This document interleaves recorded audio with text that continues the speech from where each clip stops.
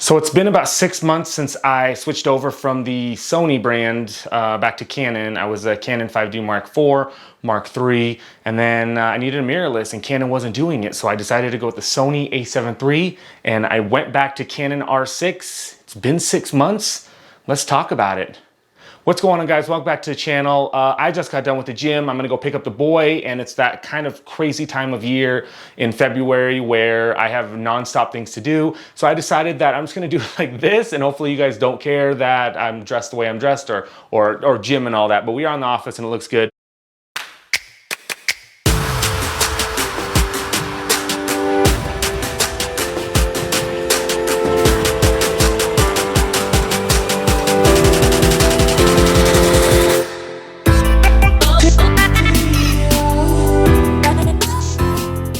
If you're new to the channel, subscribe. Video helps you anyway, give it a thumbs up and then click that bell. It'll tell you every time I have a new video. So guys, recently I posted a video and it was late because that's how I post all my videos. I posted a month after I got my Canon R6. I was super nervous. And when I posted that, I was kind of like, this is gonna be it. This is the video. We're gonna be done talking about it. And then the comments started rolling in on the other video, and you can find that on my channel as well. But a lot of people were in the same boat as me, but even further out. A lot of people are still shooting with DSLRs, which there's nothing wrong with it. 5D Mark IV, 5D Mark III, they're amazing, they're bigger, they're bulkier, but the technology in a mirrorless camera is amazing, guys. The auto eye focus, the exposure simulation, meaning that I can hit a button and automatically find the eye at any given time. So if I'm shooting toddlers, people, bride, I can just boom, do. It has animal eye focus as well. So if you're shooting your pets running around, you can actually just run and gun and shoot. Being able to see what you have on the LCD screen before you shoot it and not having to chimp ever again, never having to do that 2-second preview after you take a picture and it shows up again. We don't have to do that anymore. But this is not because of that. So if you're making the jump from DSLR to mirrorless, I would say do it. It's the time to do it. This is from going from my Sony back to the R6. So far, the R6 has been amazing, and I'm trying to think of anything negative to say about it, but nothing really, guys. This is my workhorse now, so I have two of these, and I have one that I use all the time for everything. I had a strap on here, the strap kept breaking. This little part is too pointy, so it breaks. I do have a vertical battery grip on it, allows me to shoot this way and this way. We'll throw some links on that as well through Amazon if you guys want to find that. Stores 2 batteries, and it works out really well. USB-C. So I'm able to tether to my MacBook very easily, and it works out really well.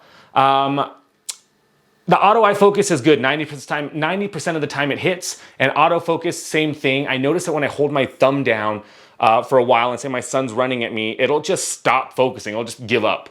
Auto eye focus, same thing. I have to constantly, if he looks down, looks up, looks down, looks up, it's not adjusting back to his eye, so I have to let go of the button and put it back on. But other than that, I mean, it works out really well. And yes, I do shoot with the EF to RF adapter, meaning that my lenses are made for the Canon DSLRs, right? So your 5D Mark IV, 5D Mark III, the EF series, and not for the mirrorless, the RF. So I have an adapter, so I didn't have to buy new lenses, and I don't notice anything at all. I think that's the number one comment I get is people are like, do you notice any change? Is it slower autofocus?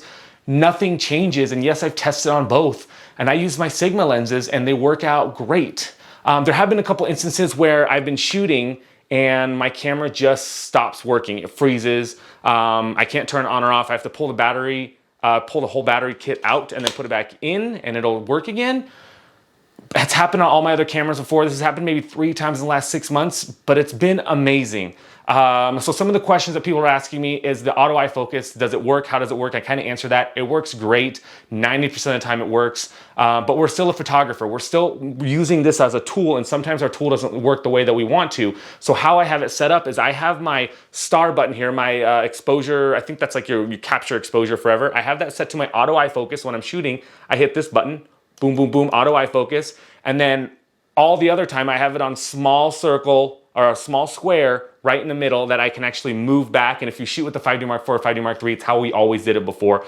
So I left it there. And the only time that moves is when I need to shoot something, let's say like a part of a shoe, a diamond. That's not an eye, that's not a face that your camera's not gonna recognize that you wanna go there. Then I can move my joystick to where it goes. And works out really well. Joystick also is money. This thing is awesome. And I also use the screen as I'm shooting.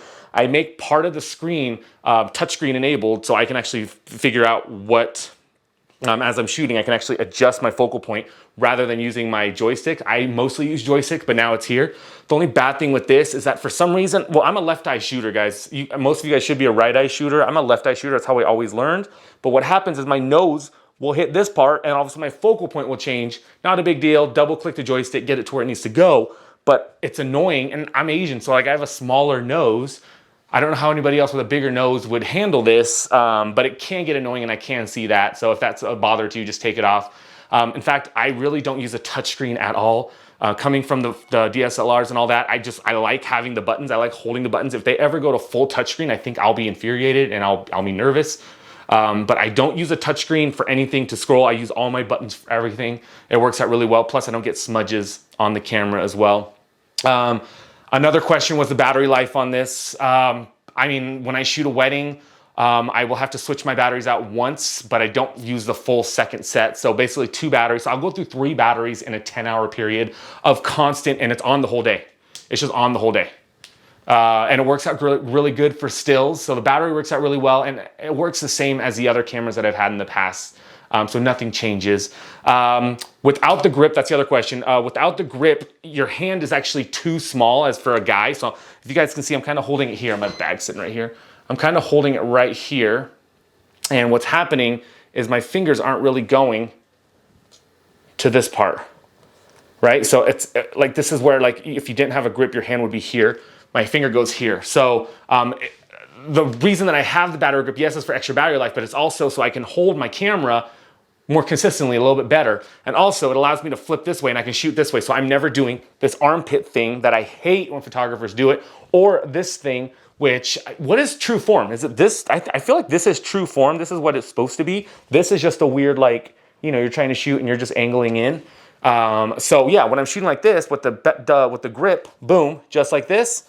In the past, I've gotten away with using third-party brand grips. I will say that this is a Canon grip and it works the way it's supposed to work. It does really good. A couple things to notice when you have a grip is that I have everything hanging from the bottom here. I don't use a 7200 lens. I don't use a long lens really for anything. And so what I try to do is when I have a long lens on, you actually put your clip, if you're using a holster or anything, on that, because this will actually pull. And if you have a really heavy lens on your camera, it'll pull and this will start to separate from itself a little bit, and sometimes the connectors will break. It hasn't happened on this. It's happened on my past cameras where sometimes it just doesn't work and I didn't know why. Called Spider when I used them at the time, and that's really what we figured out. Just a little side bonus tip for you guys there. Sorry for the blurriness. I don't know what just happened and it came back. Other than that, this thing is great. I love, oh, and one tip is that this button right here, it lives in the front of your camera.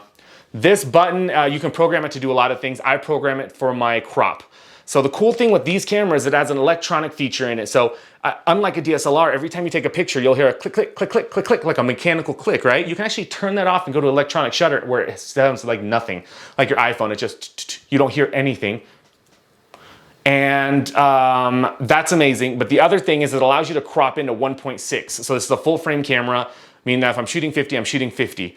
With a crop sensor, you can actually make it shoot at 1.6. So times that by 1.6. So a 50 really becomes like a 65 or something like that.